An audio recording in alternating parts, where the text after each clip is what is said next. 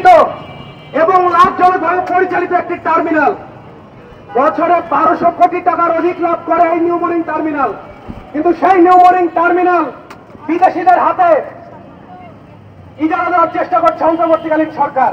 এবং আমরা দেখেছি যে পবিত্র ঈদ উল আজহার আগের দিন জাতির উদ্দেশ্যে দেওয়া ভাষণে ডক্টর মোহাম্মদ ইউনূস বলেছেন যারা এই বন্দর ইজারা দেওয়ার বিরোধিতা করবে তাদের প্রতিহত করতে হবে।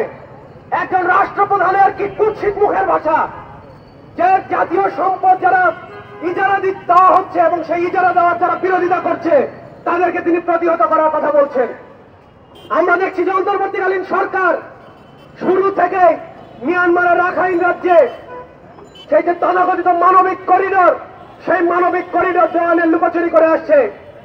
পররাষ্ট্র মন্ত্রণালয় জানিয়েছে এপ্রিলের 27 তারিখ যে তারা নীতিগতভাবে সম্মত হয়েছে রাখাইন রাজ্যে মানবিক করিডোর দেওয়ার জন্য এবং এটি নাকি জাতিসংঘের পরামর্শে করা হচ্ছে।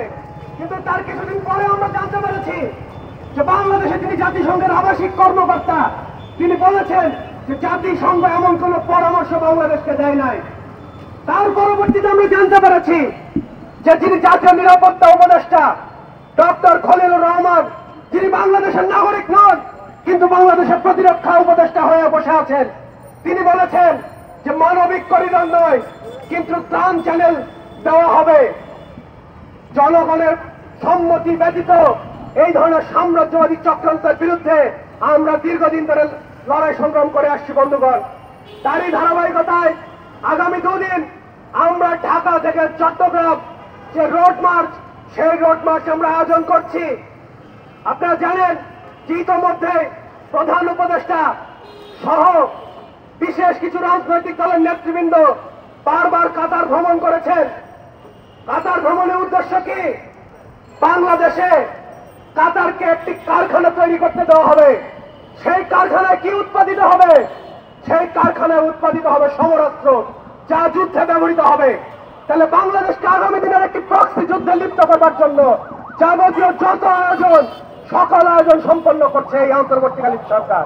তার প্রতিবাদে আমরা বাংলাদেশের আপামর ছাত্র জনতাকে আহ্বান জানিয়েছি আগামী 2 দিন যে রোড মার্চ ঢাকা থেকে চট্টগ্রাম পর্যন্ত, সেই রোড মার্চ সফল করতে আপনারা সর্বাত্মকভাবে সহযোগিতা করবেন। সংগ্রামী বন্ধুগণ, আজকে রোড মার্চের সমর্থনে আমরা ঢাকা বিশ্ববিদ্যালয়ে বাংলাদেশ ছাত্র ইউনিয়ন, সমাজতান্ত্রিক ছাত্র ফ্রন্ট এবং বাংলাদেশ ছাত্রলীগ বিসিএল এর আহ্বানে রোড মার্চের সমর্থনে আমরা মশাল মিছিল করেছি।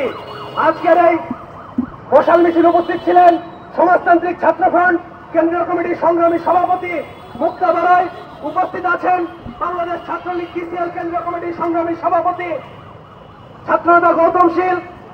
এই মশাল মিছিল উপস্থিত ছিলেন বাংলাদেশ ছাত্রলীগ কেন্দ্রীয় কমিটির সংগ্রামী সাধারণ সম্পাদক ছাত্রনেতা বাহাউদ্দিন শুভ। আজকে আপনারা যারা আমাদের কথা শুনছেন, আপনাদের মধ্য দিয়ে সারা বাংলাদেশের জনগণের কাছে আমরা এই বার্তা দিতে চাই যে বাংলাদেশকে কোনোভাবেই কোনো সাম্রাজ্যবাদী শক্তির হাতে তুলে দেওয়া যাবে না। যদি বাংলাদেশকে কোনো সাম্রাজ্যবাদী শক্তির হাতে তুলে দেওয়ার অপচেষ্টা অন্তর্বর্তীকালীন সরকার করে থাকে, তাহলে তাকেও সেই যে পূর্ববর্তী স্বৈরাচার, সেই স্বৈরাচারের ভাগ্য বরণ করতে হবে। সেই হুঁশিয়ারি আজকের এই মশাল মিছিল পরবর্তী সমাবেশ থেকে আমরা উচ্চারণ করতে চাই। আপনাদের আগামীকালের যে আগামীকাল এবং আগামী পরশু যে রোড মার্চ, সেই রোড মার্চে অংশগ্রহণ করবার আহ্বান জানিয়ে আজকের আমাদের যে মশাল মিছিল এবং তার পরবর্তী যে সংক্ষিপ্ত সমাবেশ তা আমরা এখানে সমাপ্ত ঘোষণা করছি। সকলকে ধন্যবাদ।